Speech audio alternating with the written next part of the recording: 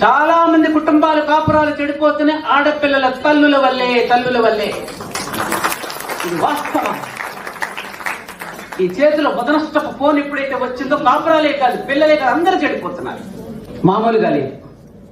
భర్త టిఫిన్ తినక బయటికి వెళ్ళగానే మెట్లు దిగుతాడు లేదు, ఎక్కడెక్కున్నావు, ఎప్పుడు వస్తావు, ఎక్కడ తిన్నావు, నీకు ఎప్పుడు అనుమాన ప్రయోగం.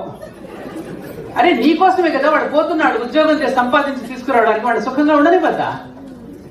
వాడు వేసుకునే ప్యాంటు చొక్కా ఖరీదు 1500-1000 రూపాయలు ఉండదు, నీకు తెచ్చి తగిలిస్తున్నాడు. అన్ని పెద్ద పెద్ద పట్టు చీరలు నగలు అన్ని తీసుకుని వచ్చి తన స్టేటస్ అంతా నీ మీద కుమరిస్తున్నాడు కదా.